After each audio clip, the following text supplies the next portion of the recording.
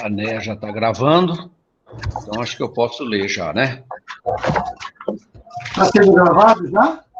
Já. Ah, tá. Eu vou ler o capítulo todo. Ana, só um pouquinho, só um pouquinho. Eu acho que ela saiu da reunião. Pede para o seu Eurípides desligar o som dele. Isso. Pronto. Beleza. Néia, bem-vinda. Respira. E aqui é o seguinte, eu vou ler, Rubens, depois a gente vê o que faz. Eu vou ler sem o que está entre os parênteses. Eu vou ler direto o que está em parênteses, a gente está acompanhando aí, a gente lê. E eu peço aquelas pronúncias que eu não consegui fazer, depois vocês me corrigem. Capítulo 6, Karana Dharma Gita. Perguntou Arjuna: ó Varshneya, o que impulsiona irresistivelmente o aspirante tanto a pecar como a praticar atos meritórios, mesmo sem o desejar? Respondeu o bem-aventurado Senhor. 2. Escuta de mim, ó tu de grandes proezas, as 5 causas expostas na ciência que estuda o processo sansárico mundanal são: 3. O corpo como base, o aspirante como autor, os vários meios ou instrumentos, as diferentes e variadas formas de atuar e, por último, a 5ª causa ou princípio de vida.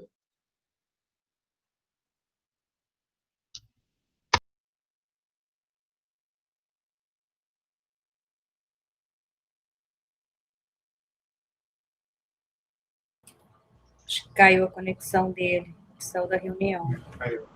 Voltou.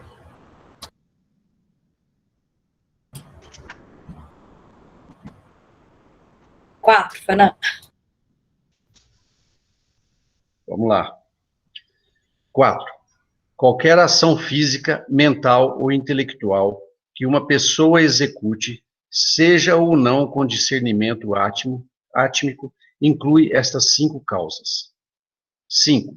Sendo assim, em verdade, quem, por equivocado entendimento, considera o princípio de vida como o executivo agente de todas as ações, falha no saber, por causa da ausência de conhecimento átmico. 6. Ó tu de grandes façanhas, o aspirante que entende, por meio dos tátuas, a mútua relação entre Sankhya ou multiplicidade e Yoga ou unidade, não se identifica com o fruto da ação, sabendo que as causas das ações se resolvem inevitavelmente em suas consequências. Aquele que possui uma natureza livre de egoísmo, cujo conhecimento é discernente, ainda que funcionando neste tríplice sânsara ou processo sansárico, mundanal, atuando como se nada fizesse, não fica atado por suas ações. 8. Ó tu, sem pecado, 2 modos tem a disciplina por mim estabelecida anteriormente, em referência ao processo sansárico mundanal. O primeiro, para os Sankhya's, aqueles que buscam a liberação, por meio da adoração ao Ser Supremo, manifestado pela via do conhecimento, da devoção e da ação, culminando em sannyasa. E o segundo para os yogis, os buscadores da Brahma Prapti, ou realização por meio da adoração ao aspecto imanente do Ser Supremo através do Karma Yoga, Etiaga e do Bhakti Yoga, do Jnana Yoga e do Atma Yoga. 9. Os aspirantes que seguem a senda de Kevala Sankhya, mas não aqueles que seguem a senda do Suda Sankhya e do Suda Yoga, afirmam que as disciplinas do Sankhya e do Yoga são diferentes entre si e que não há relação entre uma e outra. Em verdade, aquele que é devotado ao imanifestado ou imanente alcança a beatitude, a qual se logra igualmente em ambas as sendas. 10. Aquele estado, a que chegam os aspirantes Sânquias é também alcançável pelos Igogues. Vê quem vê a unidade, como também o tríplice e o unitário funcionamento. 11. De toda essa criação manifestada, eu sou o progenitor, a mãe, o outorgador do conhecimento, o ancestral, o transcendente absoluto e a causa de tudo, e constituo as ciências do Rig, Sama e Ayur. 12. Por meio de minha Prakriti, eu sou a causa que manifesta de tempos em tempos esta aglomerada criação, a qual está sujeita à influência da Triguna Prakriti. 13. Ó Dhanadhyaya, contudo, estes atos de criação não me atam. Dirijo-os desligado deles, permanecendo como testemunha imperturbável. 14. Eu sou o cognoscível, o sustentador, o excelso Senhor, a onipresente testemunha, a morada, o refúgio, o amistoso morador interno, o evolucionário, a autoridade, o mistério e a imutável causa. 15. Qualquer criação móvel e imóvel se origina, sabe-o tu, o primeiro dos Bharatas, como resultado da interação entre o princípio de vida e a matéria. 16. Ó Arjuna, eu acendo o fogo, eu envio e detenho a chuva, eu sou a vida e também sua extinção, eu sou a causa e consequência do cosmos. 17. Os Jnana Yogis me conhecem como o uno e o múltiplo, adorando-me de diversas maneiras através do discernimento átmico. 18.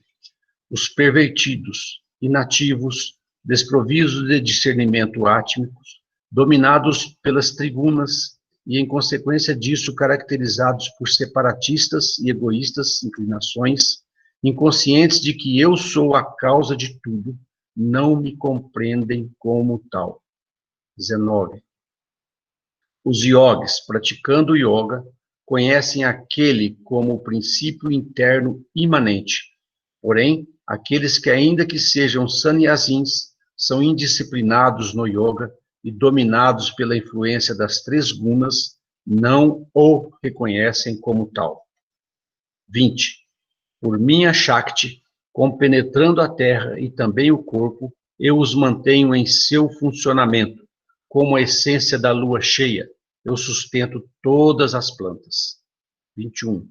Como Vaishnavanara, habitando no corpo de todos os seres, impulsionando Pravriti e Nivriti e Yoga. Eu, sendo transcendente, atuo na matéria. Enquadro por função como Karma, Bhakti, Jnana e Yoga. 22. As gunas da matéria são a causa próxima de toda ação, enquanto que o princípio de vida promove as alegrias e as tristezas. 23. Ó Bharata, nem todos os seres me reconhecem como a causa de tudo. Por isso, sua atividade, tanto objetiva como subjetiva, estão obscurecidas pelas dualidades agradáveis e desagradáveis. Ó Parantapa. 24. Aqueles cujos pecados e méritos são transmutados pela yoga, atuando desinteressadamente, chegam a conhecer-me e realizar-me como a causa de tudo, posto que não estão obscurecidos pelo vai-vem das dualidades, e assim estão firmemente estabelecidos no yoga. 25. Quando o vidente me vê como a causa de tudo, percebe que só as gunas são a causa próxima de toda atuação, e reconhecendo-me como aquele que está mais além das gunas, entende minha transcendência. Muito bem, feito.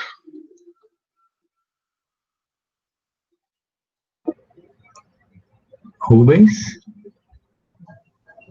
Então, boa noite a todos. Boa noite.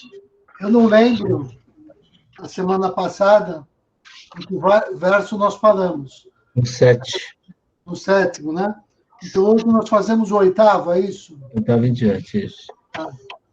Eu vou pedir, assim, compreensão de todos. Se eu tiver um pouco sem energia, hoje eu tive um dia um pouco mais difícil. Eu estou no meu processo ainda.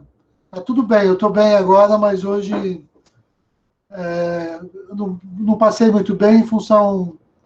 Eu ainda estou tentando identificar a minha doença e tudo mais, né? Mas isso, então, eu fiquei um pouquinho, a cabeça, assim, mais confusa.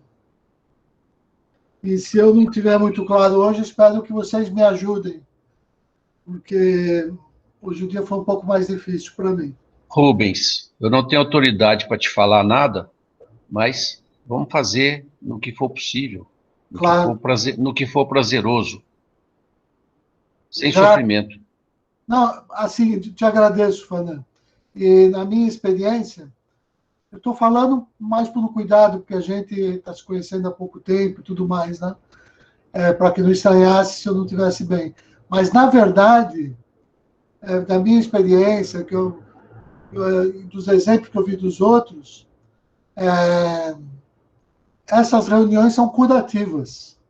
Então, para mim, eu estava esperando chegar essa hora, porque eu sabia que a minha energia ia melhorar pela interação com o grupo. Então, para mim, é uma maravilha estar aqui, porque faz parte da terapia, do meu lado. Mas, do outro lado, tem que ter um pouco mais de paciência, porque, às vezes, assim, as ideias ficam um pouco mais confusas, né? Mas acho que está tudo tranquilo, dá para ir em frente. Então, vou começar pelo verso 8, que já é um verso muitíssimo importante.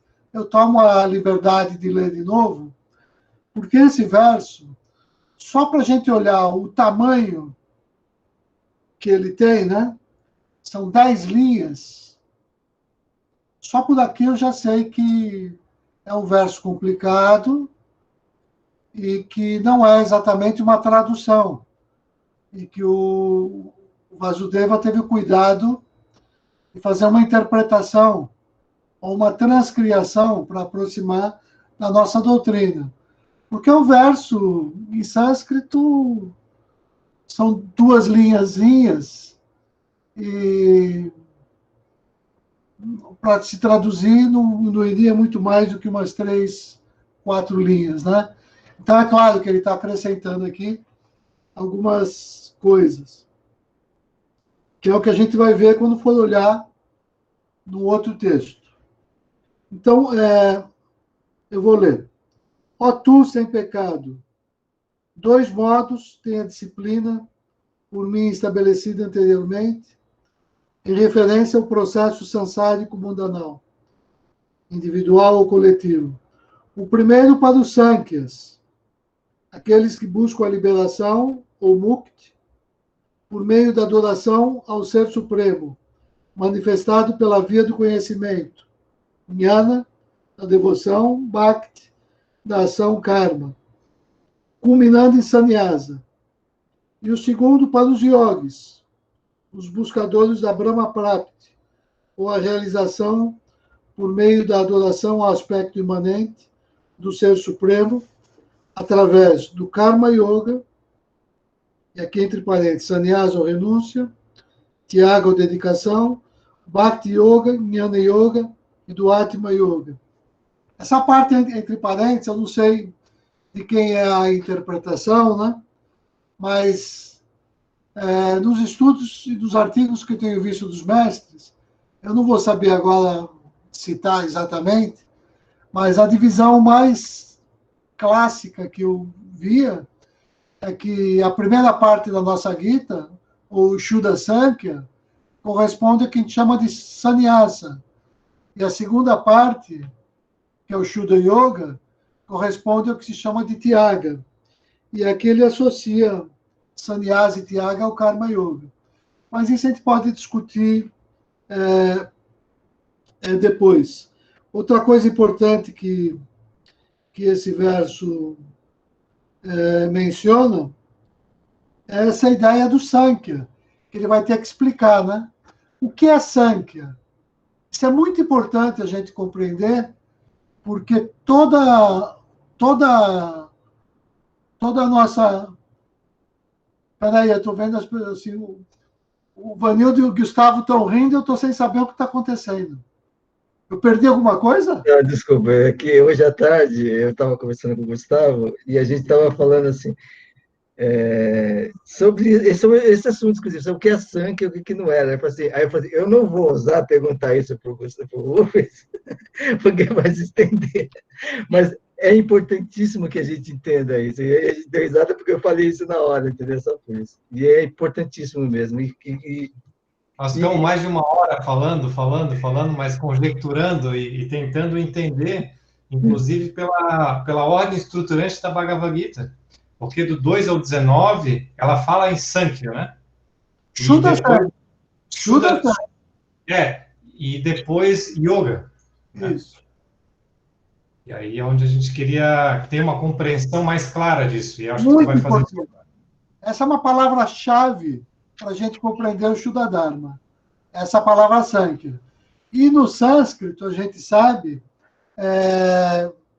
as palavras têm o seu significado dado pelo contexto, pela obra. Uma mesma palavra pode ter distintos significados dependendo da obra onde ela é utilizada.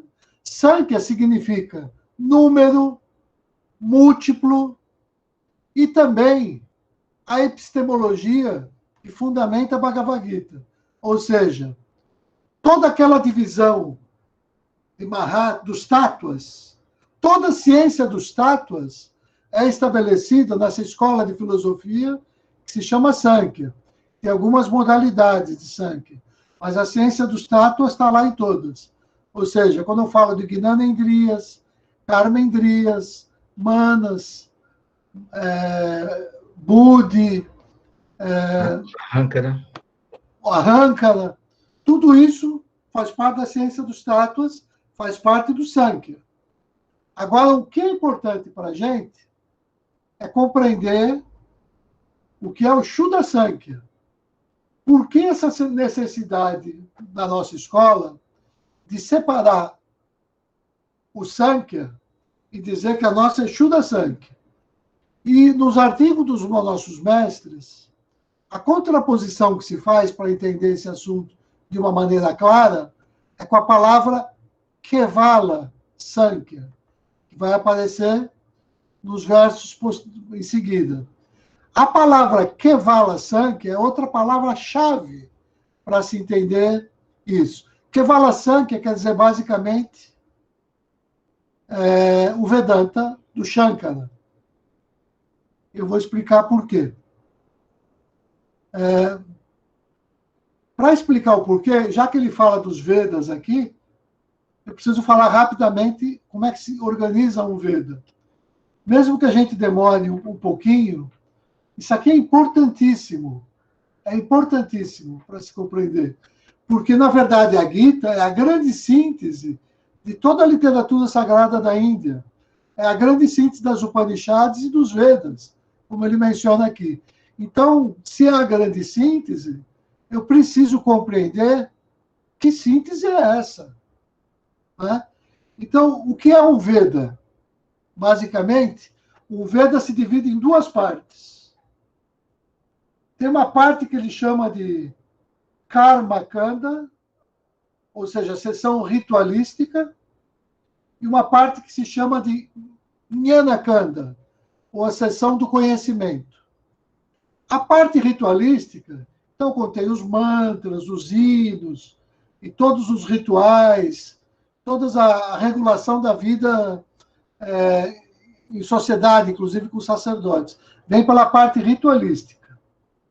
Então, os Vedas têm essas duas partes.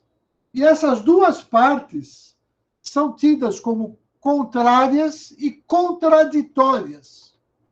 Ou seja, segundo a lógica do hindu pré-Shuddha Dharma,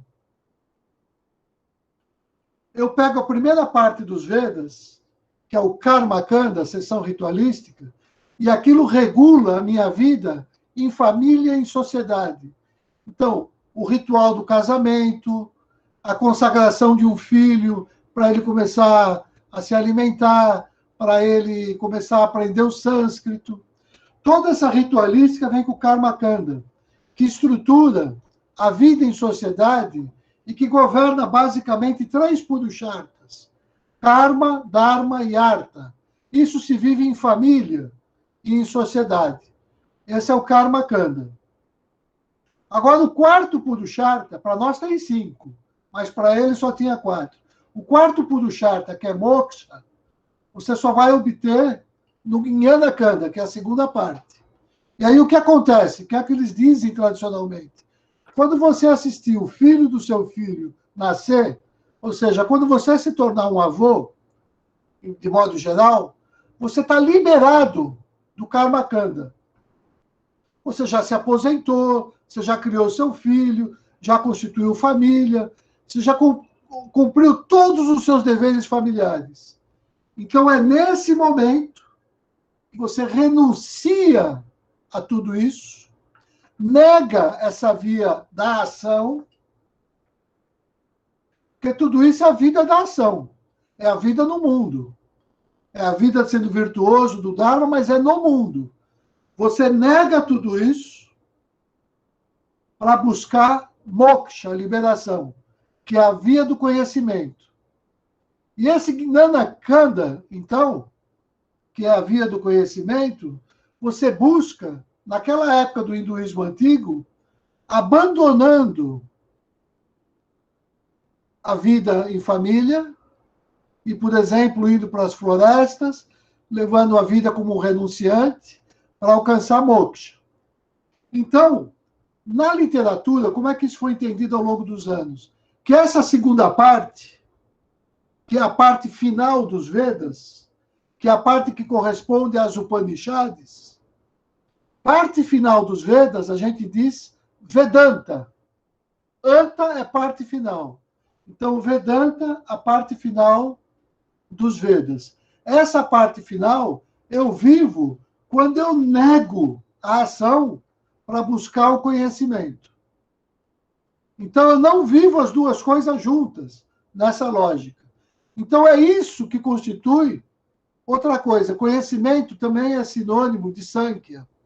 Então, quando eu digo que eu abandonei tudo para seguir só a via do conhecimento, eu digo, é só essa via que me leva à liberação, a moksha. Então, eu afirmo com Shankara, que é do Vedanta, Kevala Sankhya, unicamente pelo conhecimento. Unicamente por esse entendimento do Sankhya, que é Kevala Sankhya. Então, isso é que é o Sankhya. É a ideia de que você deixa de agir no mundo e vai se dedicar exclusivamente ao conhecimento. Óbvio que a fala do Senhor Krishna é uma crítica a essa visão. E é por isso que o nosso grande comentarista, o grande Siddha da hierarquia, Hansa Yogi, quando produz o seu comentário, ele diz, não se pode tratar do Kevala Sankhya, se trata do Shuddha Sankhya. E o Shuddha Sankhya envolve conhecimento, desejo e ação. Não é Kevala Sankhya, que é só conhecimento. É Shuddha Sankhya. Então, esse Sankhya não é o Sankhya conforme é entendido por todas as outras escolas fora do Shuddha Dharma. É o Shuddha Sankhya. Então, esse Shuddha Sankhya, ele é importante porque ele estrutura a nossa Gita. E aí, agora vai vir uma discussão mais complicada ainda, né? Porque a nossa Gita, que tem 2 partes, eu vou dizer, olha, a primeira e a segunda parte, elas são complementares, elas se identificam. Elas são uma e a mesma coisa. Por quê? Porque a primeira parte inteira do Shuddha Sankhya se refere, tem essa ênfase na ação no mundo. Aliás, desculpa, agora eu que estou fazendo confusão aqui. Toda essa primeira parte, que é a Shuddha Sankhya, ela que define o verdadeiro Sankhya, vai dizer que Sankhya é sinônimo de yoga. E Sankhya quer dizer conhecimento, e yoga quer dizer prática. Então, num certo sentido, é como se eu estivesse redefinindo a antiga parte dos Vedas, porque aqui, o Shuddha Sankhya e o yoga, eu posso dizer que é a mesma coisa. Agora, para as outras escolas, não. O yoga é diferente do Sankhya, porque o yoga é a via prática e o Sankhya é a via teórica.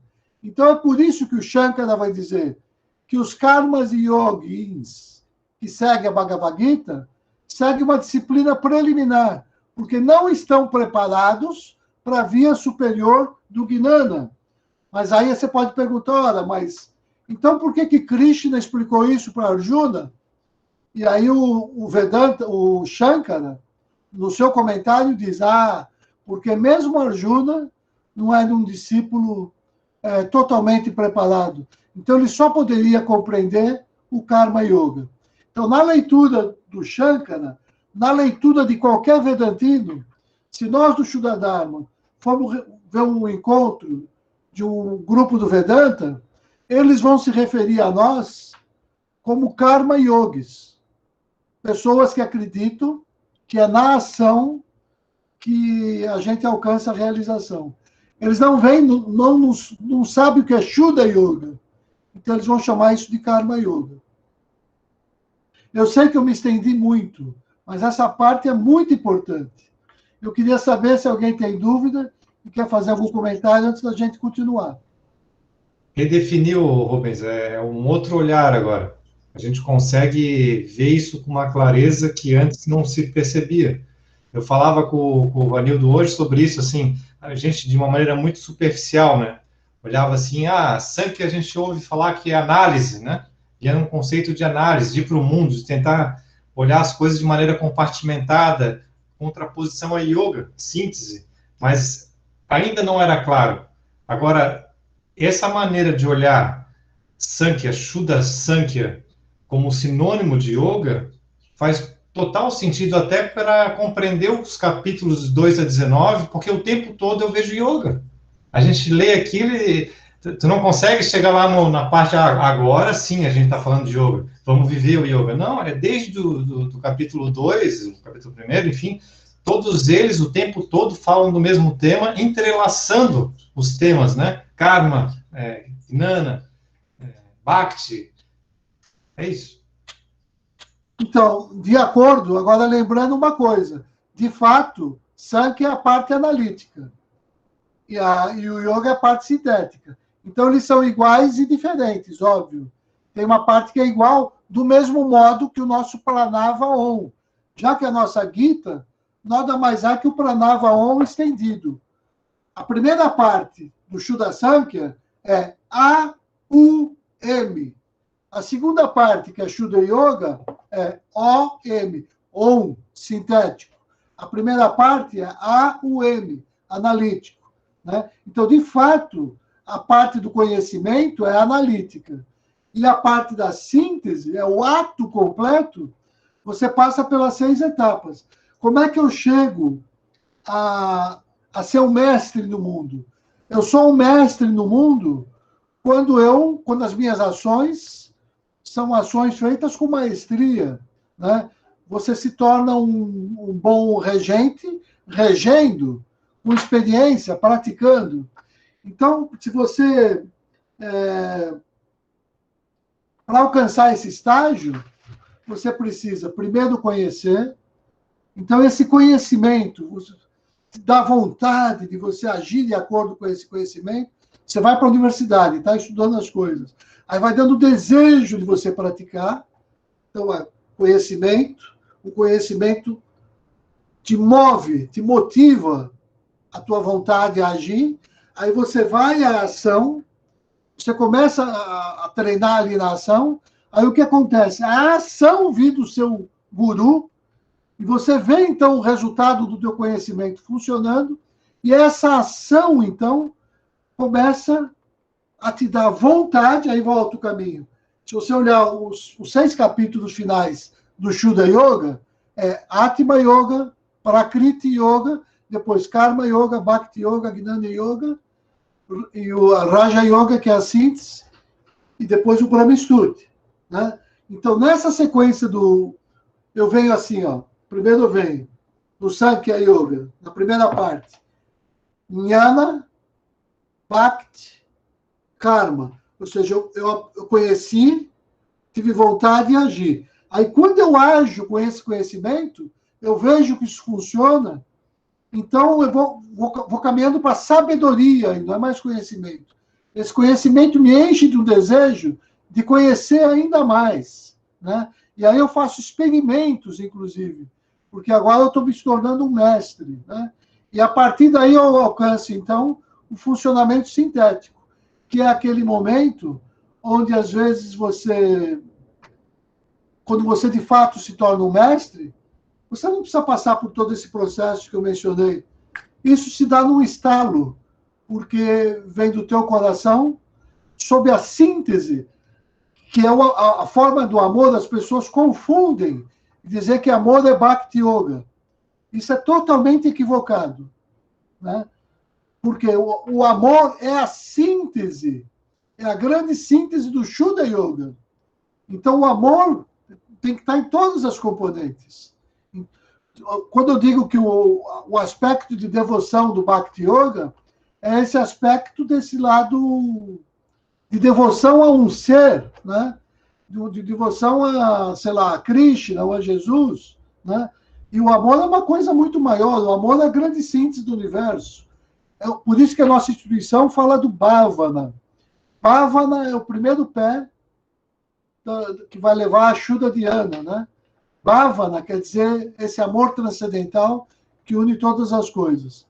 Então, quando eu venho Gnana, Bhakti, Karma, na segunda parte da Gita, aí eu inverto. A minha ação é Karma Yoga, que vai gerar o Bhakti Yoga, vai me dar uma espécie de devoção maior. Isso vai gerar em mim o conhecimento.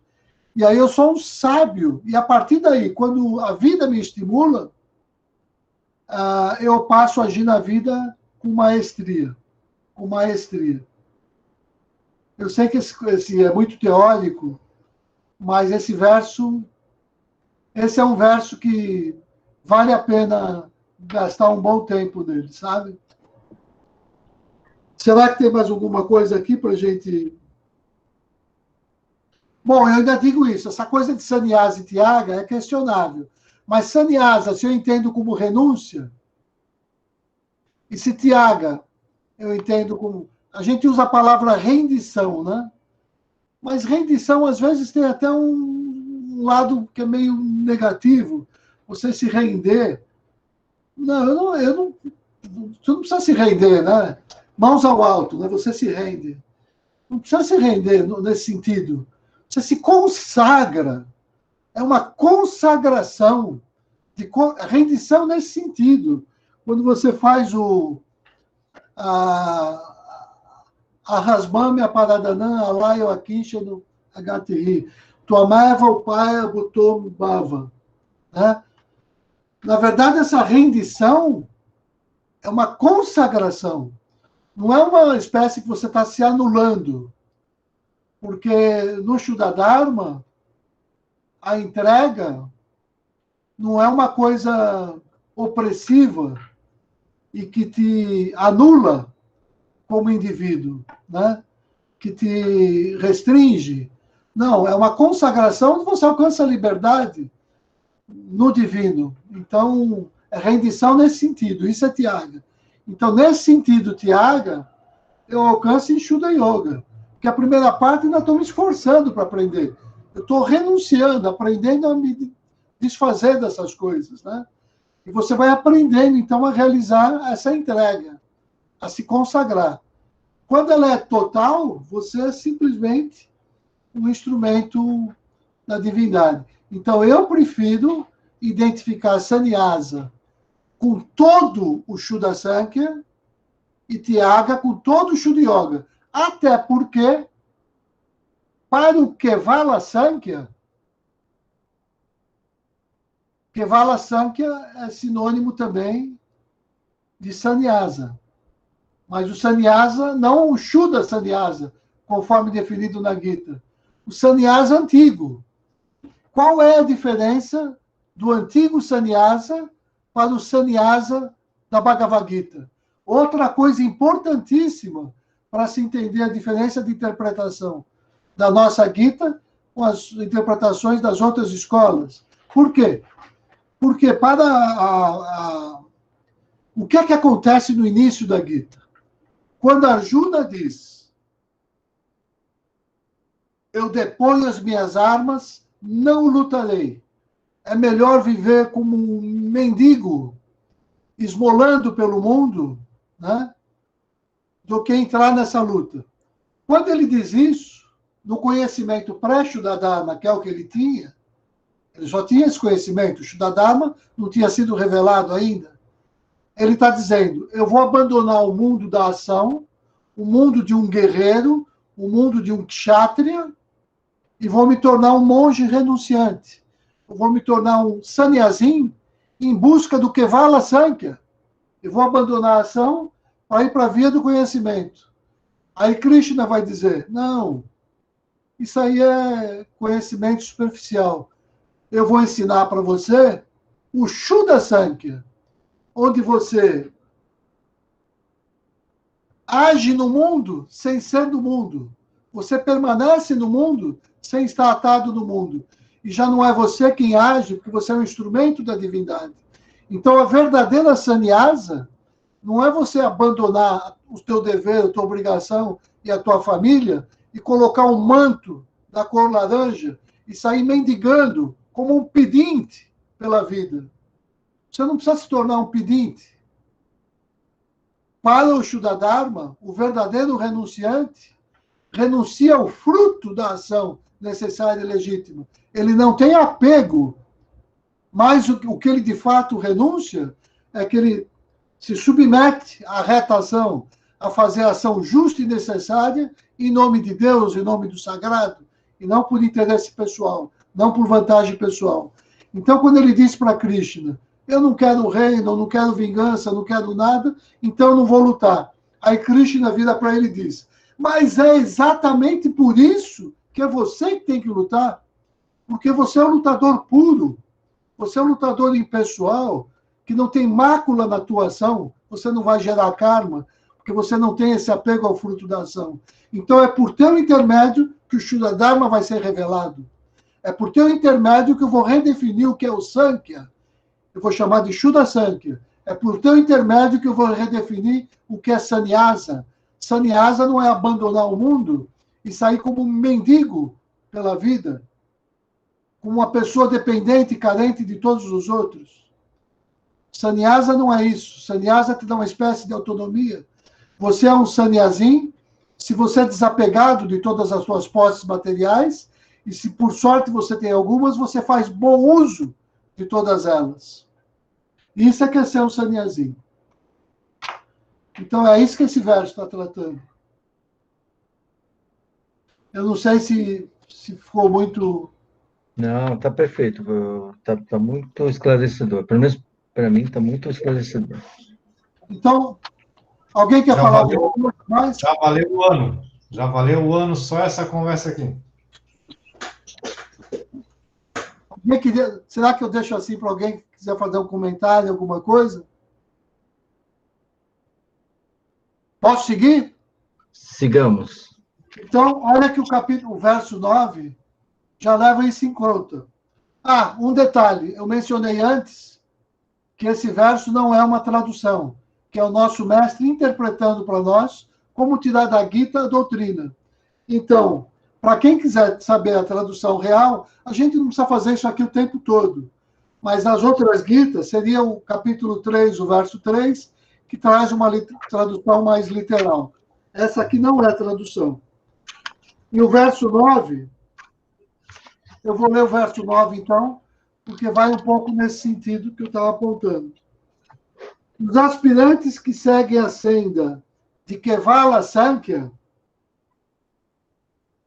o mero tríplice Sansara, mas não aqueles que seguem a senda do Shuddha Sankhya e do Shuddha Yoga, Afirmo que as disciplinas do Shankya e do Yoga são diferentes entre si e desconectadas, e que não há relação entre uma e outra. Em verdade, aquele que é devotado e manifestado e imanente alcança a beatitude, a qual se logra igualmente e ambas as sendas, Shuddha Sankhya e Shuddha Yoga. Preciso lembrar que, embora tudo que está escrito aqui esteja correto, nada disso pertence à Bhagavad Gita. De novo, isso é uma interpretação do nosso mestre para fazer a gente entender o conceito. Mas a Gita, no sânscrito, no verso da nossa Gita, se olhar o Devanagari da nossa Gita, não aparecem as palavras Shuddha Sankhya e Shuddha Yoga, não aparece. Porque isso aqui já é interpretação. Né? Então, quem quiser, vai no capítulo 5º, no verso 4, da outra Gita, para conhecer uma tradução mais literal. Agora, o que é importante aqui para a gente ficar claro agora nesse estudo é, primeiro, que ele diz aqui, ó, Kevala Sankhya. Ele não vai dizer que é do Shankar ou de outra escola. Ele fala que ainda está preso nesse mundo do tríplice Sansara, que é uma crítica mais ácida ainda do nosso mestre. Está fazendo até pouco caso da outra escola. Está dizendo que um discípulo de Shankara é uma pessoa que ainda está afogada nesse mundo, que não compreendeu nada. Ou seja, é uma crítica, no meu entendimento, até pesada demais. Agora tem que lembrar que é uma época de ressentimento, e o Shuddha-dharma estava sendo perseguido. Então, para se defender, faz uma crítica tão ácida quanto. Hoje em dia, não sei se seria justo isso. Porque a gente sabe, quando me refiro a um Yogananda, a um Vivekananda, que são todos dessa escola que está sendo criticada aqui, eu não posso dizer exatamente que eles estavam presos no tríplice Sansara. Né? Então, a crítica aqui é um pouco pesada, mas não é o que está na Gita, é o nosso mestre fazendo, de novo, uma interpretação do que o verso quer dizer. Né? Então, ele diz claramente, para esses antigos leitores da Gita, o Sankhya é diferente do Yoga, porque para eles o Sankhya é Kevala Sankhya, ou seja, não é ação. E Yoga quer dizer ação, é prática. Kevala Sankhya quer dizer só conhecimento. E Yoga quer dizer síntese, prática. Né? Então, para eles, uma coisa é a via do Kevala Sankhya, outra coisa, uma coisa é a via do Sankhya, outra coisa do Yoga. Para nós, é mais próximo, porque como a gente chama de Shuddha Sankhya é a essência de Sannyasa, e Shuddha Yoga é a essência de Tyaga. E essas duas palavras, na teoria dos conjuntos, elas não são exatamente iguais, mas a área de intersecção entre as duas é bem grande. Então, elas têm muita coisa em comum. Embora tenha uma coisinha que seja só Sannyasa, uma coisinha que seja só Tyaga. Então, é como se fossem sinônimos, mas não sinônimos 100% idênticos. Tem a sua diferença ali. Tá certo? Então, isso é o que está sendo dito nesse verso. Alguém quer falar alguma coisa? Tá. Então, para a gente não perder agora muito tempo, eu vou... Assim, nós começamos 8h10, eu estou imaginando que 1h30, nós vamos terminar 20:10, para ficar preso naquela coisa certinha agora, e respeitar o tempo, não é isso? 20:10 a gente encerra. A gente tem que ter um compromisso com o horário, né? Deveria ser 9h30, mas como a gente começou mais tarde, tem problema terminar 20:10? Não. Então, eu vou tentar avançar um pouco, né? Eu vou ler rapidamente e paro no verso que tiver uma coisa mais... Então, aquele estado a que chegam os aspirantes Sankhya's é também alcançável pelos yogis. Vê quem vê a unidade, como também o tríplice e unitário funcionamento. Esse verso, na verdade, ele explica toda essa discussão anterior. E aqui está razoavelmente claro. Mas aqui eu acho que vale a pena ler na outra Gita como está, só para a gente entender qual foi o trabalho que fez Vasudeva Rao quando ele procurou interpretar e traduzir a Gita e interpretar. Então, aqui esse verso seria o capítulo 5º, o verso 5º. E eu vou utilizar aquela edição que eu mencionei, do George Feuerstein, que traz a discussão verso a verso. Não preciso ficar com a tradução dele, mas pelo menos eu tenho todos os termos em sânscrito e sei de onde ele está vindo quando ele faz a defesa de uma palavra ou de outra. Então, deixa eu ver aqui, 5:5.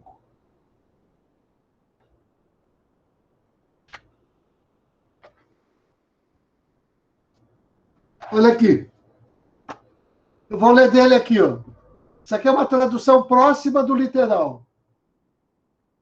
O estado atingido pelos seguidores do Sankhya também é atingido pelos seguidores do Yoga. Aquele que vê o Sankhya e o Yoga como uma coisa só, vê corretamente. Então, vê que a própria Gita tradicional traz essa discussão de que Yoga e Sankhya, o sábio pode ver isso como sendo sinônimo. Embora os membros do Kevala Sankhya sempre tenham postulado isso diferente. E é por isso que o Shankara, quando comenta essas passagens, diz, não, mas ele está falando para Arjuna, que é um guerreiro, ou seja, é uma pessoa do mundo, é mundano ainda, não é um monge renunciante. Então está dando para ele a disciplina preliminar. O Shankara é muito rígido com Arjuna. Diz que ele é um discípulo que não tem acesso ao puro yoga. Então é por isso que Krishna ensina para ele uma disciplina secundária. E aqui não, aqui ele está dizendo, a nossa escola diz diferente. Então está aqui, claríssimo que foi dito. O Yoga e o Sankhya pode ser idêntico nesse sentido. Lembrando que o Sankhya, dependendo do contexto, tem todo esse significado. Número é outra tradução para Sankhya. Quando eu vou estudar os números, eu digo Sankhya. Então é número, é múltiplo, é análise, conhecimento, são todas palavras que a gente refere ao Sankhya. Mas, em geral, ele está se referindo à epistemologia, a toda aquela teoria dos tátuas e de como me relaciono no mundo. Em geral, como a Adwaita adotou essa postura e disse que o mundo é falso, e que eu vou agir no falso se ele é falso? Então, eu só tenho que conhecer que ele é falso. Sair de avidya e caminhar para vidya. Sair de avidya e ir para vidya. Tá? Então, verso 11. De toda essa criação manifestada, eu sou o progenitor, a mãe, a Shakti, o otorgador do conhecimento, o ancestral Purusha, transcendente, absoluto, e a causa de tudo, que é a sílaba Om, que é o Pranava, né? E constitui as ciências do Rig, Sama e Arju. Achei interessante que ele pôs 3 Vedas, e são 4. Não sei por que aqui não mencionou o Atharva Veda, que é o 4º Veda, né? Por meio da minha Prakti, Daivi Prakti. Outra coisa, essa palavra Daivi Prakti também não aparece. E minha Prakti quer dizer a minha natureza, né? A matéria é a natureza. Eu sou a causa que manifesta de tempos em tempos essa aglomerada criação, a qual está sujeita à influência da Triguna Prakriti. Né? Claro, toda a natureza, todos nós vimos essa semana passada, nós estamos sujeitos aos 3 gunas. Vou usar o masculino, porque a palavra é masculina, né? Sattva, Raja e Tamas. Então, por isso que o capítulo abre com essa pergunta: o que é isso que faz com que eu haja, ou produzindo a ação meritória ou pecadora? Mas é impossível ficar sem agir nesse mundo, porque esse mundo é o mundo da ação. E por que eu sou compelido a agir? Por essas qualidades que estimulam a gente, Raja, Sattva e Tama, que está no mundo, na natureza e na nossa própria natureza material.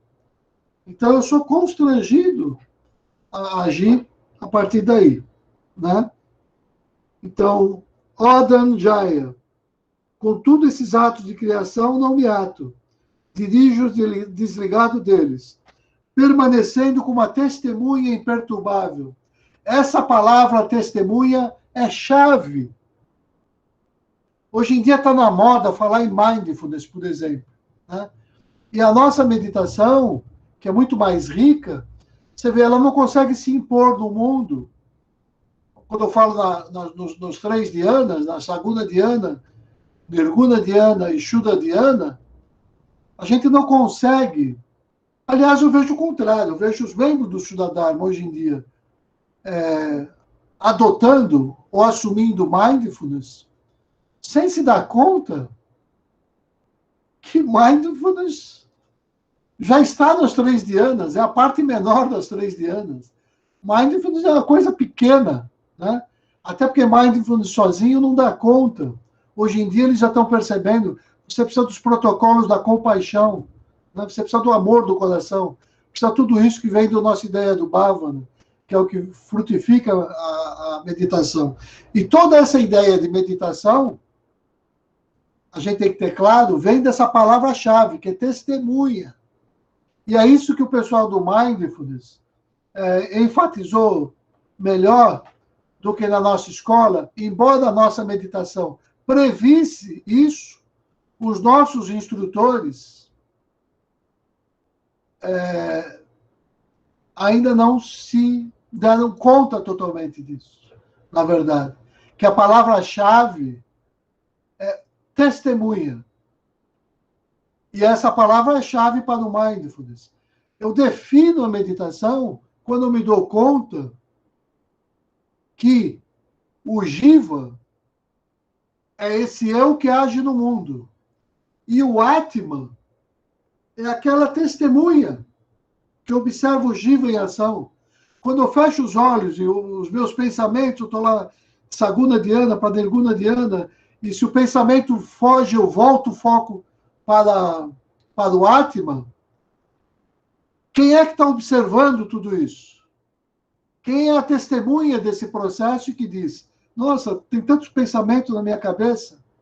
Não é o Jiva. O Jiva é o que está tendo os pensamentos. Mas a testemunha é aquele aspecto de nós, que é a essência da meditação, que é o próprio Atman, que é o que nós buscamos em meditação. É alcançar o contato e a unificação com essa testemunha. É isso que é a essência da Nirguna Dhyana.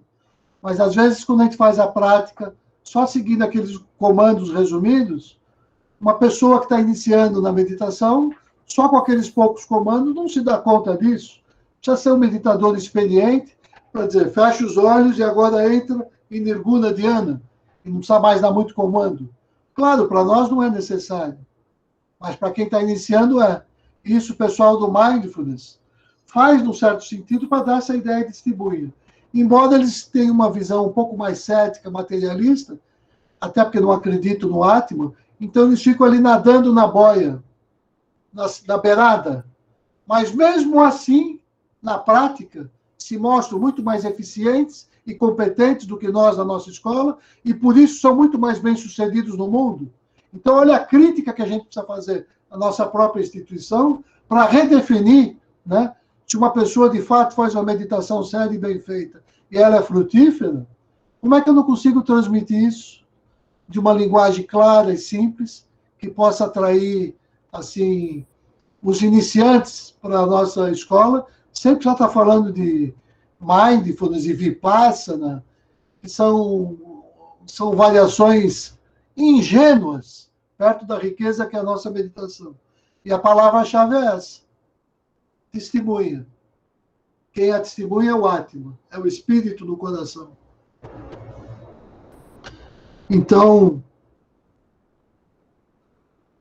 o verso 14 diz isso. Está aqui, ó. ensinando a meditar. Eu sou o cognoscível, o sustentador, o excelso Senhor, a onipresente testemunha, a morada, o refúgio, o amistoso morador interno, o evolucionário, a autoridade, o mistério e a imutável causa. Por isso a ênfase, e a gente se dá conta que você está testemunhando o fluxo dos seus pensamentos lá no Mindfulness. Qualquer criação móvel ou imóvel se origina, sabe o tu, primeiro dos Bharatas, como resultado da interação entre o princípio de vida e a matéria, né? Entre Atma e Prakriti. Ó Arjuna, eu acendo o fogo, eu envio e detenho a chuva, eu sou a vida e também a sua extinção, eu sou a causa e a consequência do cosmos. Os Gnana Yogis me conhecem como uno e o múltiplo, adorando-me de diversas maneiras através do discernimento átmico. Esse verso me incomoda um pouco, porque ele usou a expressão os Gnana Yogis. Eu quero estar certo disso aqui. Por que ele está usando isso? Então, é o capítulo 9, o verso 15. Esse eu quero ver como é que está no sânscrito.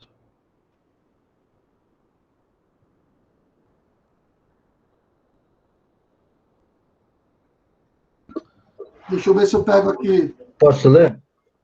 Enquanto você procura? Então vai lá, Vanildo, por favor. Outros realizam sacrifício do conhecimento e me adoram na unidade. Outros adoram-me em separação, e ainda há outros que me adoram de várias maneiras, como a forma universal. Então, esses que adoram fazendo o sacrifício do conhecimento, ele interpreta aqui, chamou de Gnana Yoga, mas chamou por conta dele, não é isso que está escrito no texto.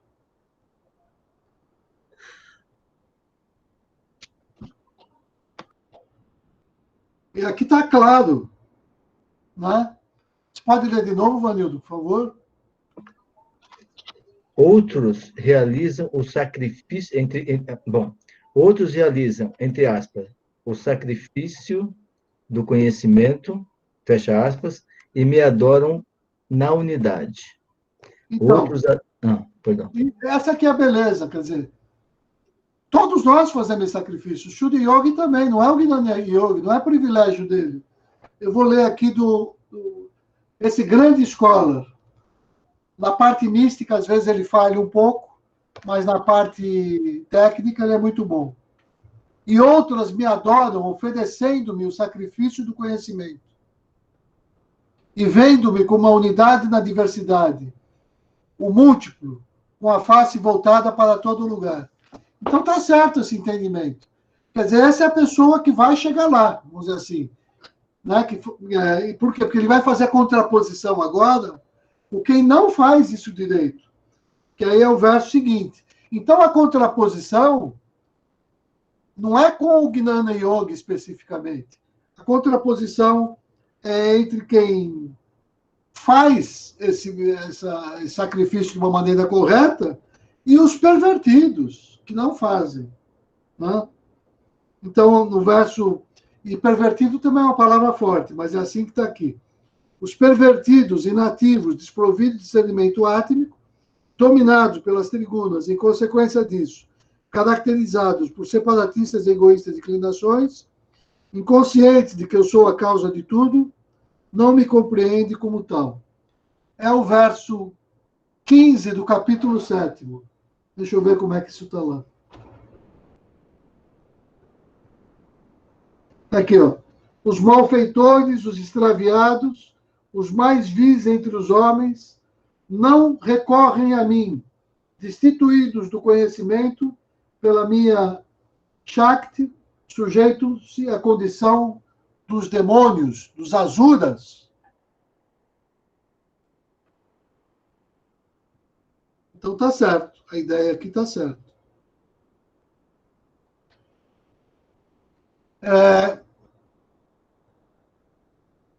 Faltam poucos versos, vai dar para a gente terminar o capítulo.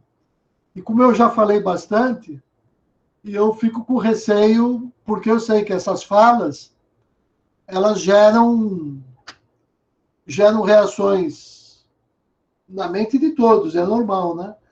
Ou de concordância, ou de discordância, ou de dúvida, né? O que é normal. E é importante a gente manifestar isso, porque foi exatamente isso que fez Arjuna na Gita, né? Quando alguma coisa que Krishna dizia estava incomodando a ele, ele dizia claramente. Peraí, ele colocava a dúvida dele, colocava a questão dele, com honestidade. Porque quando eu coloco isso que está em desarmonia com o meu ser, o que eu vi em relação ao que eu entendo, quando eu coloco isso com honestidade, eu estou abrindo o caminho para chegar à verdade, né? Quando eu faço isso sem me ofender, sem ofender o outro, quando eu faço em busca de fato da verdade. Se a busca da verdade, a gente tem que se colocar com franqueza, com honestidade, porque é assim que chega a verdade.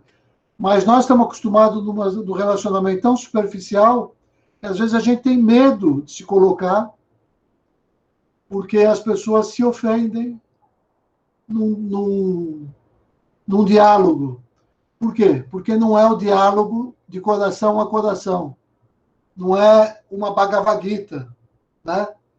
Ele chama de Samvada, que é o diálogo de coração a coração. Quando duas pessoas dialogam para chegar à verdade, não para um tentar vencer o outro e para querer ser mais orgulhoso, ou mais bonito, ou mais vaidoso, e achar que eu estou certo, você está errado. Isso não é uma Bhagavad Gita. Isso aí é outra coisa, faz parte de outra classe de diálogos.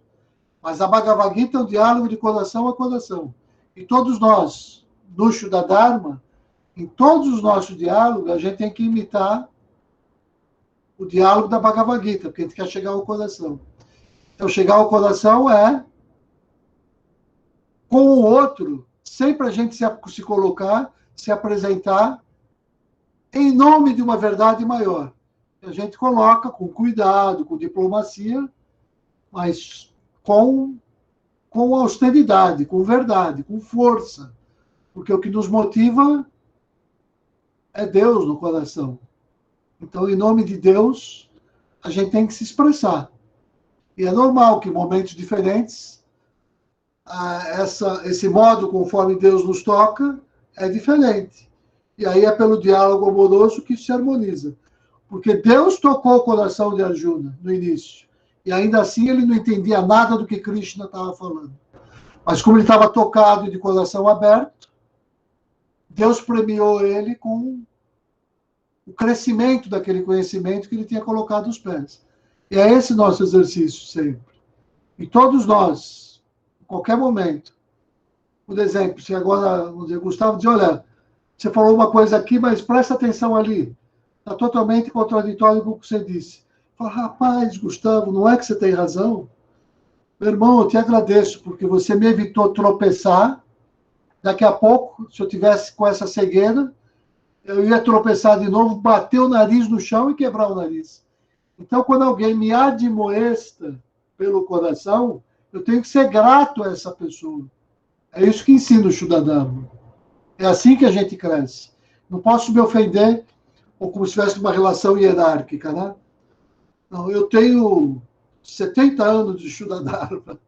Você tem só 10. Quem é você para me dizer o que é o Shuddha Dharma? Meu amigo, quem é que sabe a idade de uma alma, de um espírito, né? Isso não existe no Shuddha Dharma. O que existe é o coração puro se expressando. Isso aí é pronto, é a verdade. Por isso que diz lá que é assim que a gente tem que se relacionar no Shuddha Dharma. Com amizade em relação aos nossos iguais, com compaixão em relação aos nossos irmãos menores, com reverência e respeito em relação aos superiores. E o único critério que faz essa graduação é a luz que já brota do nosso coração como Samagnana. É Samagnana. Esse é o critério de hierarquizar os membros do Shuddha Dharma. Samagnana. E nenhum outro. Né? Aí você vê se está com... E mesmo assim, mesmo com o Samagnana, olha, com todo esse cuidado, eu já cheguei... Claro que cuidado, que Francisco me puxou dele, mas eu disse a ele, Francisco, você vai me desculpar, mas aqui você está errado. E ele dizendo, olha, cuidado, mas eu te agradeço por ter tido coragem de me alertar, né? Porque para Francisco eu fazia assim, eu me via como alguém que eu reconhecia como um irmão, um Gnanadatta da instituição. Então eu respeitava isso ali, não? Bom. Alguém quer falar alguma coisa? Eu gostaria que você só complementasse com 19, que eu acho que tem a ver, para fechar esse sentido aqui, se você puder, por gentileza. Vamos lá. Ó Arjuna, eu acendo o fogo, eu envio e detenho a chuva. Eu sou a vida e também a sua extinção. Eu sou a causa e a consequência do cosmos. Aí, essa que é, de fato, a testemunha, o Atma, né? Então, toda a razão. Oh, desculpa, o que eu estou falando aqui? É o 19.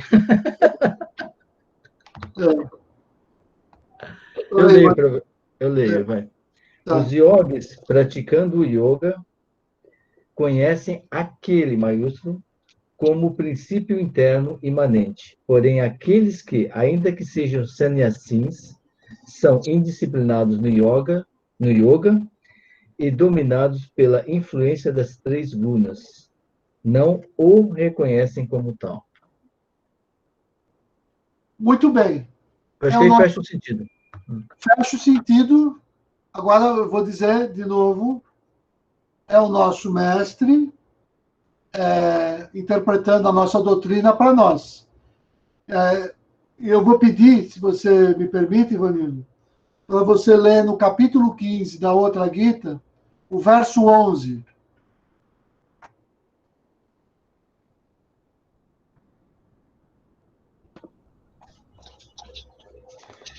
E os buscadores sinceros percebem a alma presente interiormente. Mas as pessoas de pouco entendimento e falta de autocontrole não podem ver a alma, apesar de seus esforços. E eu vou ler agora do Feuerstein aqui. E os yoguins empenhados contemplam-no, estabelecido em si mesmos, mas os nécios imperfeitos em si próprios, embora se empenhem, não o veem. Então, é claro que a ideia, a essência da ideia é a mesma. Nós lemos 2 traduções próximas do literal, e a gente percebe que Vasudeva Goswami, ele floreia a tradução para que a gente, porque ele está nos ensinando o Shuddha Dharma. Então, nessa floreada, ele traz os conceitos que são pertinentes, mas eu tenho que ter claro que não é a tradução. Se eu fosse discutir com uma pessoa de outra escola e dizer para esse membro que a tradução é essa, eles iriam dizer onde é que você encontrou aí essas palavras todas que eu não vejo no sânscrito. A pessoa pode até pegar lá, termo a termo e dizer, me diz aqui, ó, o verso em sânscrito é esse. Onde é que está isso aqui que ele traduziu desse modo? Não, é uma interpretação válida, legítima, esclarecedora, mas não é uma tradução.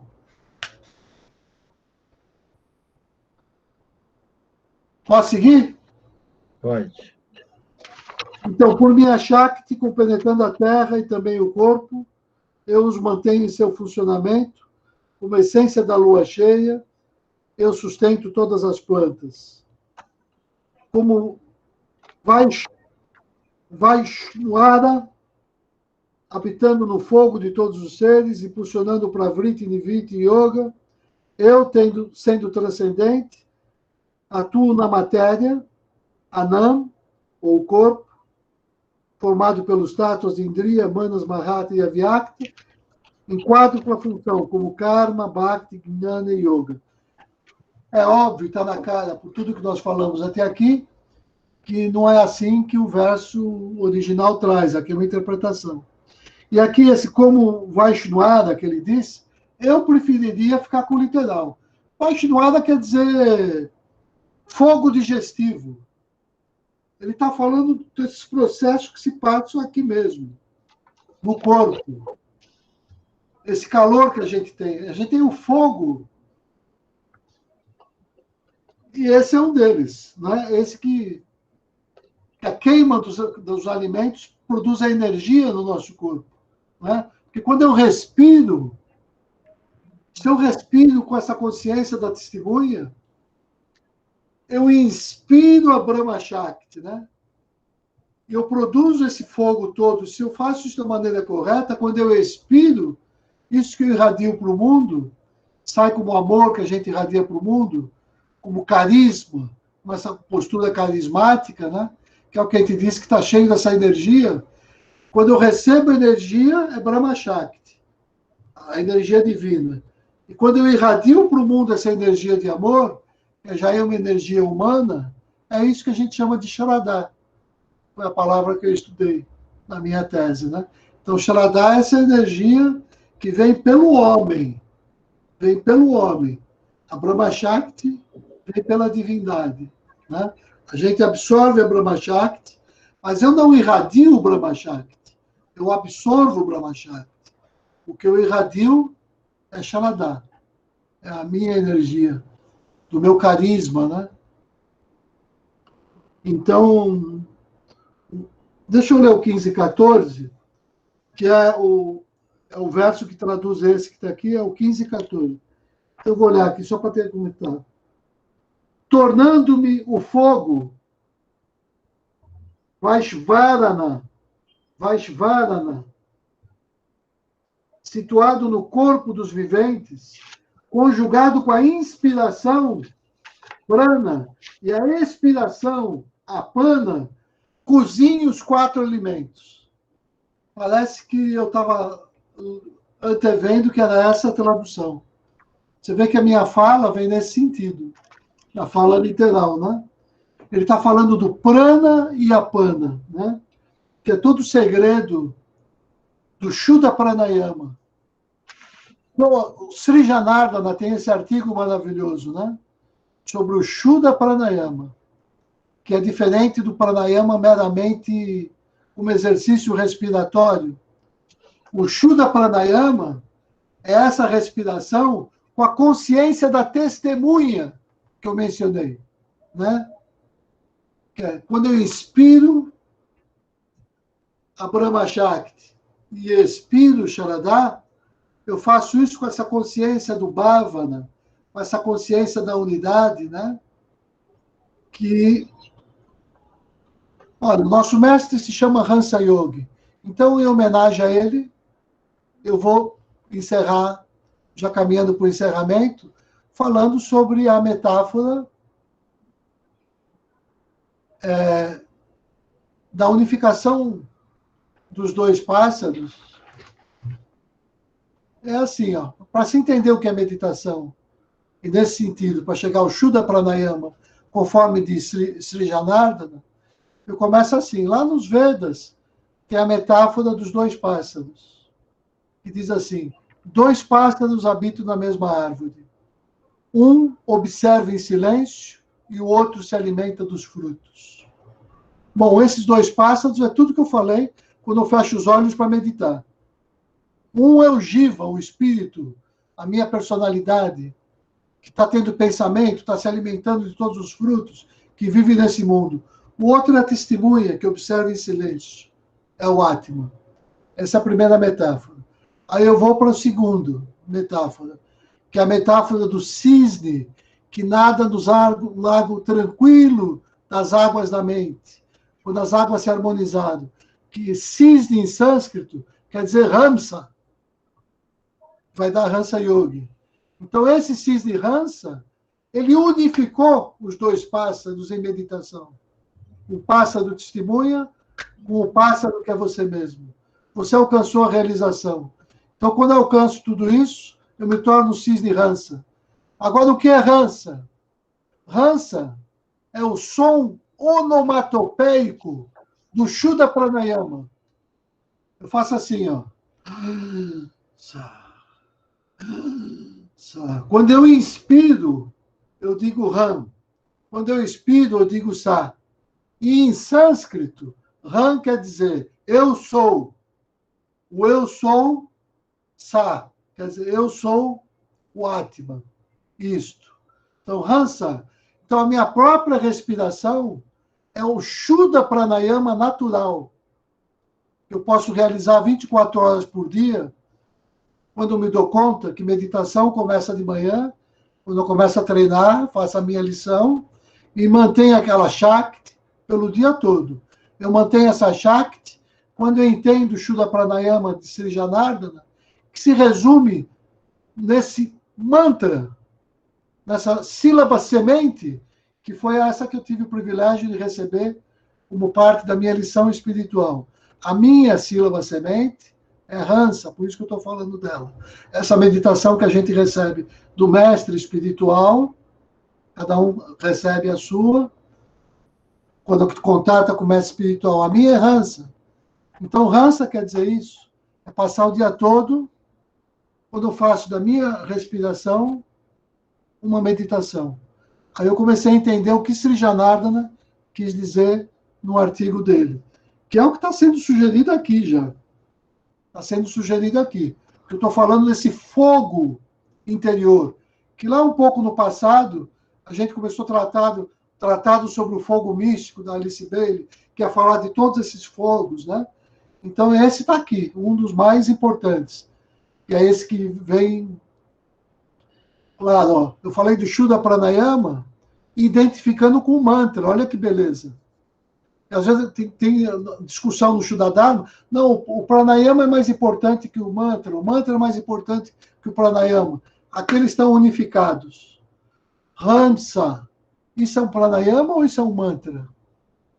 É as duas coisas. É o Shuddha Pranayama,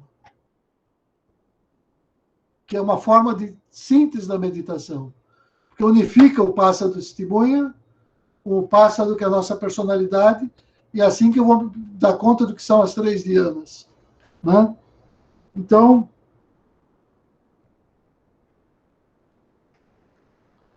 (9:28). Eu vou ler 2 versos.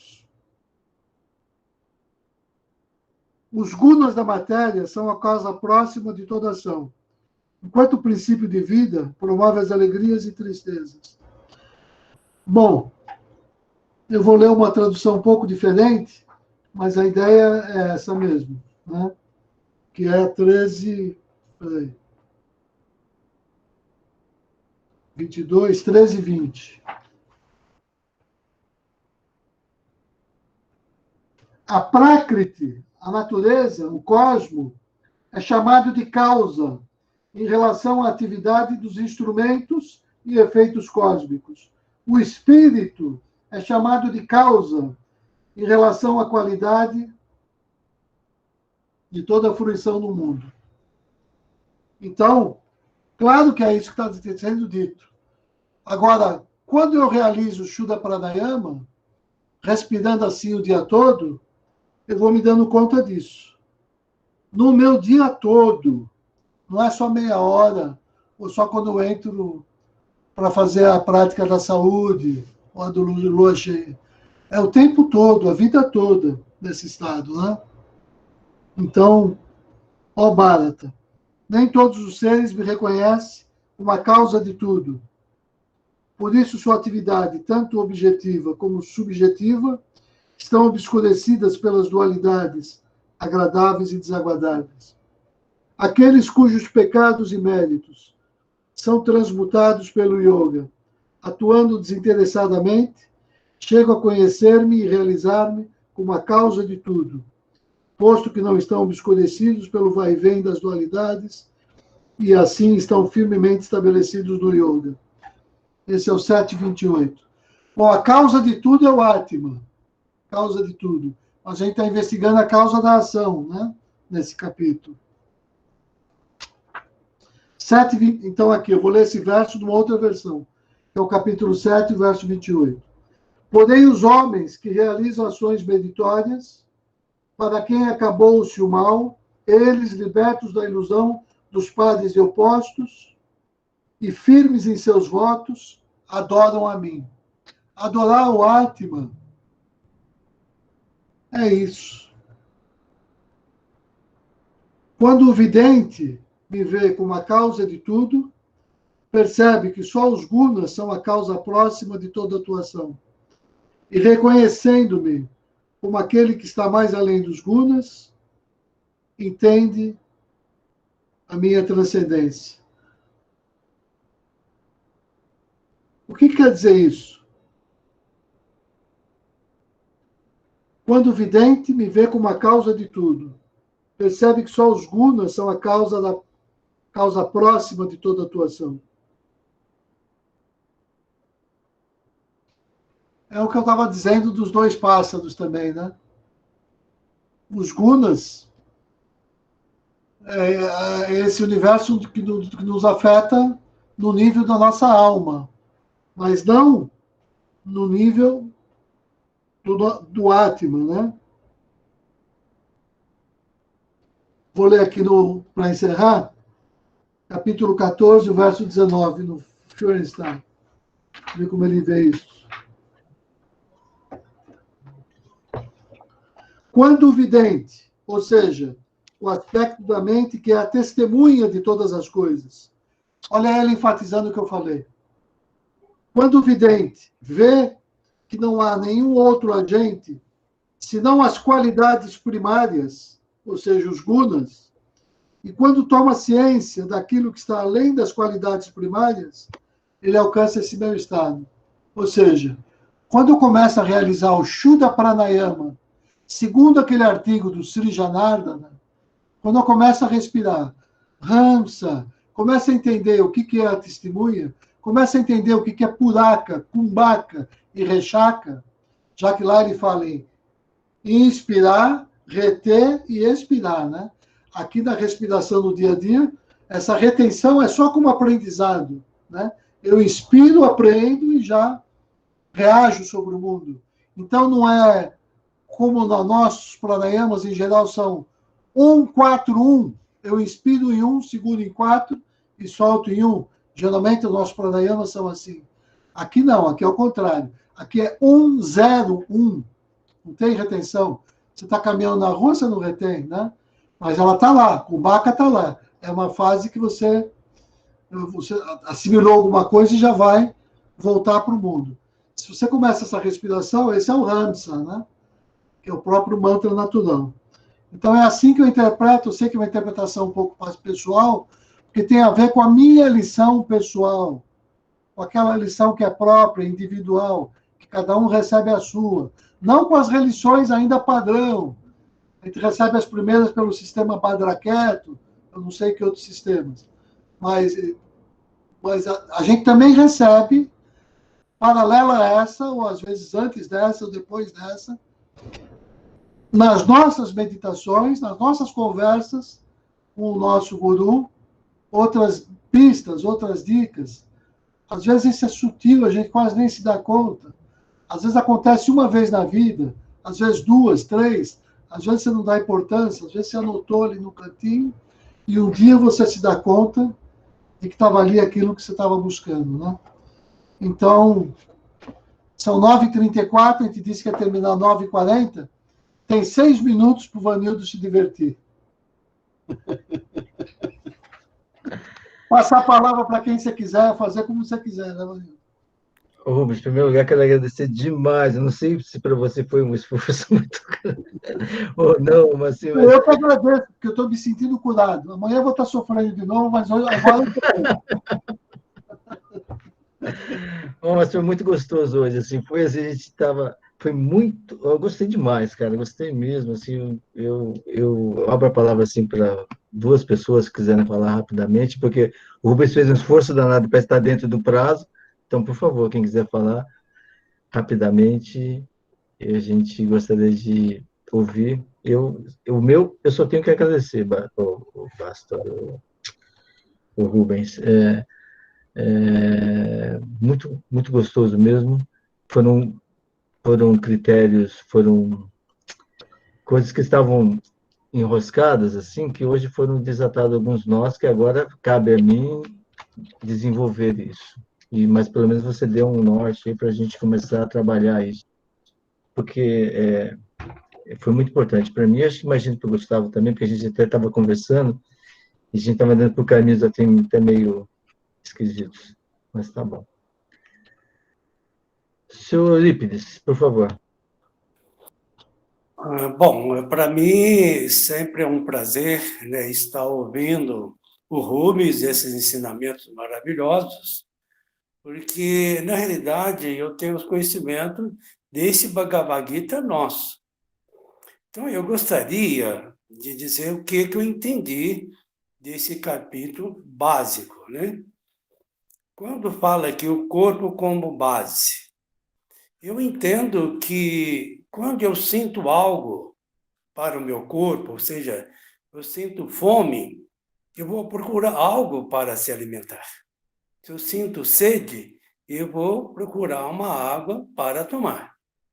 Se eu sentir dor, eu vou procurar um médico para que eu possa ser curado, ou pelo menos amenizado. E quando eu entendo, por exemplo, que o aspirante, como autor, né, o conhecimento é exatamente isso. Se eu conheço, eu vou procurar. Por exemplo, se o meu carro quebra, e eu conheço que um mecânico que vai arrumar esse carro. Então, eu entendo por aí. E as diferentes e variadas formas de atuar, né, que está no Shastra, na escritura, como para Briti, Nibriti, Yoga, né? Então, eu entendo que são várias maneiras que levam a gente a atuar. E dentro desse aspecto, eu vou dizer algo que eu senti como prática nesses modos de agir. Há uns certos anos atrás, eu saí daqui de Franca para o sítio, a fim de fazer uma adubação na lavoura. Chegando lá, eu não encontrei o meu caseiro. Naquele momento, eu fiquei frustrado, fiquei angustiado. E aí eu pensei, bom, mas eu posso fazer esse serviço. Eu olhei lá no proviômetro, tinha chovido 40 milímetros. Estava próprio para fazer uma adubação eficaz. E assim fiz. Engatei-se a adubadeira no trator e comecei a fazer o serviço. Até então, aborrecido. Por que o fulano não está aqui e tal? Mas, de repente, veio assim um insight na minha mente. Por que você não aproveita o melhor? Então, eu olhei pela natureza e aí eu vi os pássaros voando e aí eu senti assim, que deveria de conectar com a natureza. Então, eu comecei a sintonizar com a natureza. E esse trabalho, ele foi sendo cada vez mais agradável. Eu trabalhei com uma satisfação enorme. O barulho do trator, para mim, se tornou uma música, como se fosse um mantra. Na medida que eu ia passando a máquina na lavoura, essa máquina ela jogava adubo num pé de café e no outro. Eu dava a impressão que os pés de café estavam batendo palma para mim. Então, nesse dia, eu trabalhei muito feliz. Foi 5 toneladas de adubo que eu usei nesse dia, pegando sacas de adubo de 50 quilos e colocando na máquina. Quer dizer, eu não me cansei. E quando foi à tarde, quando chegou o meu funcionário, eu não dei bronca nenhuma nessa pessoa. Muito pelo contrário, agradeci a experiência que eu tive. Então, essa é uma passagem que eu não esqueço. A outra vez, eu estava... A minha sede e a casa do caseiro tem uma distância de 400 metros. E aí a pessoa, inclusive a minha prima, ela veio até onde eu estava trocando o óleo do trator. ela disse para mim o seguinte: olha, nós tivemos de pular pela janela, que o Wilson, que é o irmão dela, estava com uma espingarda, e todos eles tiveram de pular pela janela. Naquele momento, eu conectei com o Atma, senti uma energia enorme.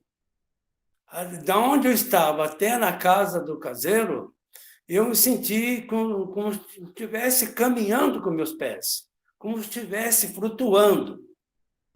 E quando eu cheguei lá na casa do caseiro, encontrei essa pessoa na cozinha, com uma espingarda. Eu disse para ele: "Ô, meu irmão, me dá essa espingarda." E o que ele me disse? "A você eu obedeço." Falei: "Meu querido, você não obedece o Eurípides, não. Você obedece o Cristo que está em você e o Cristo que está em mim. Me dá um abraço." Me deu um abraço nele e peguei a espingarda. E aí, eu falei: "Meu querido, vamos, entra no meu carro aqui." Peguei o carro, coloquei no carro e trouxe ele para Franca, no Hospital Psiquiatra, o Allan Kardec. Quando eu cheguei lá no hospital, esse homem, ele dava feito leão. Precisou de 3 pessoas para tirar ele dentro do carro. A pessoa me diz o seguinte: "Moço, como que o senhor trouxe essa pessoa sozinho?" Eu falei: "Eu não estava sozinho. Eu não estava." Por quê? Eu senti essa energia que me conduziu. Então, eu interpreto a isso, que são várias maneiras da gente atuar. Uma, o amor, que nos leva. O amor divino, não esse amor instintivo, animal.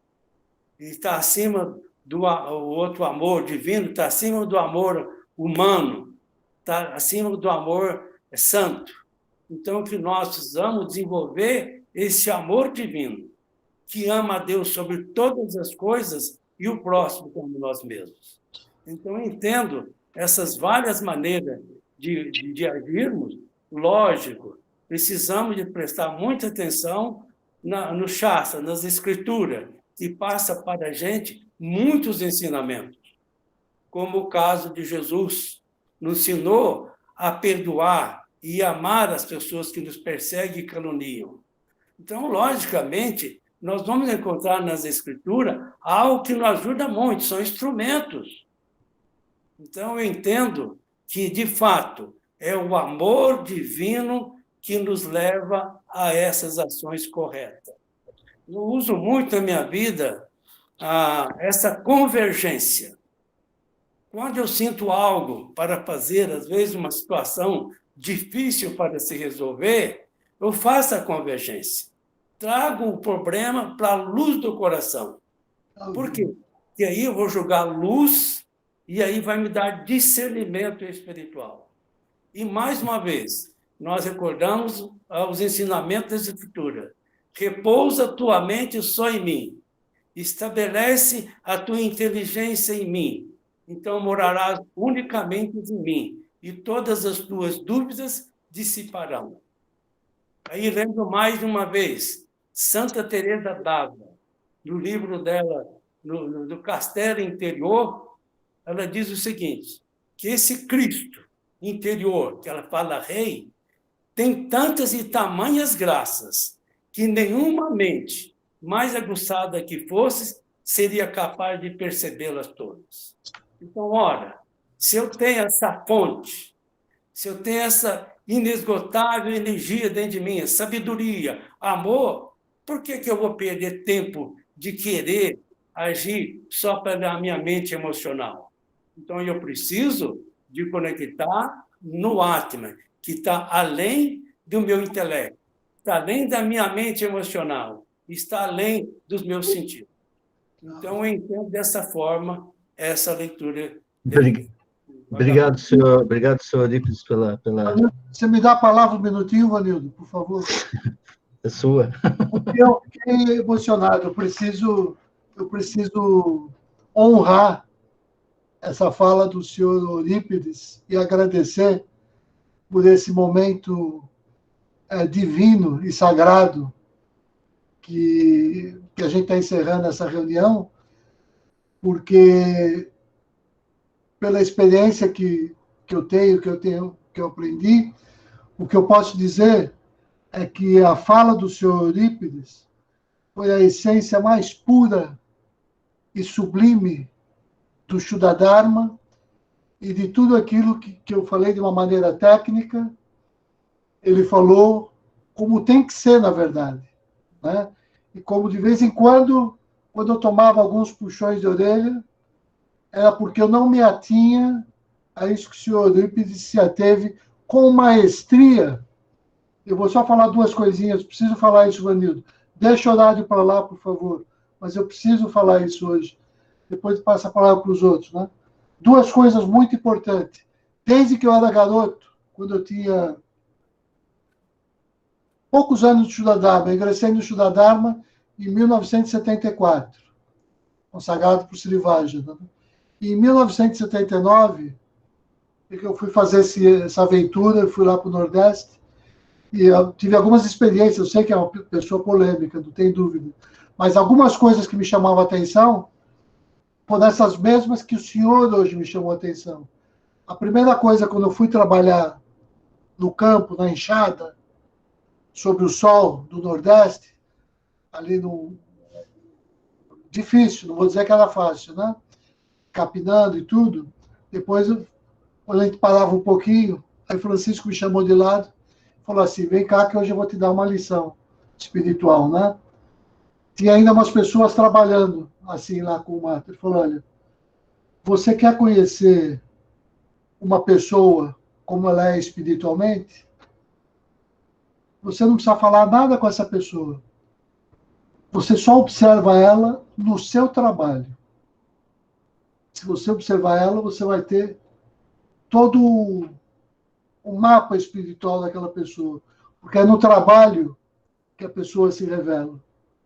E a segunda coisa que ele me disse, olha, falar sobre o Shuddha-dharma não é falar de conhecimento, porque conhecimento, como dizia São Paulo, incha. É a prática do conhecimento que edifica. Então, nunca fale de coisa que você não viveu. Então, vamos lembrar lá faz parte do Shuddha-dharma, mas é também de Lao Tse, né? Primeiro ser, depois fazer, e só então dizer. Então, muito mais bonito do que citar passagens de cor da Bhagavad Gita ou da Bíblia, é pegar um exemplo da vida concreto e contar esse exemplo, tornar esse exemplo do mesmo valor que uma passagem de uma escritura. Então, exemplo de vida é isso. Então, o senhor falando da experiência no trator, e esse dia que teve com essa pessoa, eu levei 20 anos para aprender isso de Francisco, que o senhor falou aí, nesse minutinho. Que é exatamente isso. E é isso que no meu entendimento, é isso que é o Shuddha Pranayama.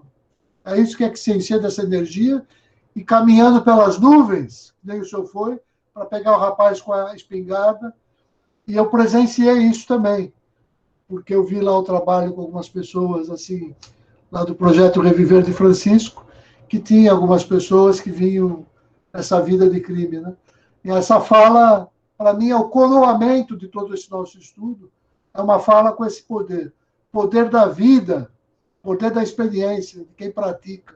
Não tem nada mais rico do que isso. Eu fico honrado com a sua fala aqui hoje. Ok. Agradecemos a todos.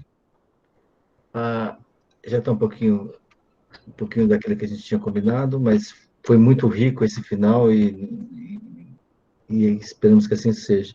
Se alguém tiver mais algum comentário, faz lá no WhatsApp. Coloque lá, por favor. É muito legal porque a gente vai ficar um tempinho aí sem se comunicar, então vamos enchê-lo com as experiências, com tudo aquilo que a gente ganha. Eu posso pedir... Marina, você pode encerrar para a gente, por favor?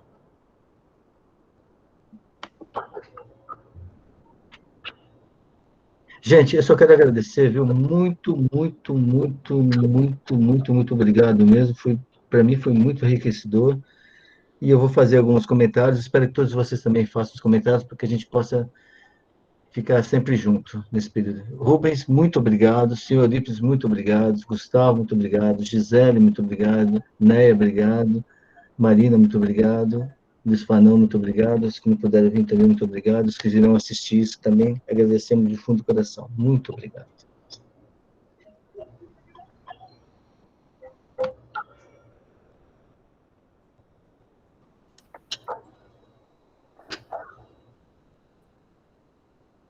Nós agradecemos o compartilhamento e a presença dos nossos mestres que estiveram conosco todo esse tempo. Agradecemos uns aos outros pela oportunidade de estarmos juntos, pelas trocas. Agradecemos ao Rubens.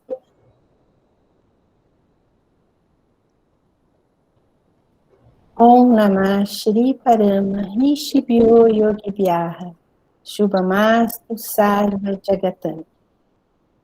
Que nós e que todos os seres alcancemos eterna e divina felicidade.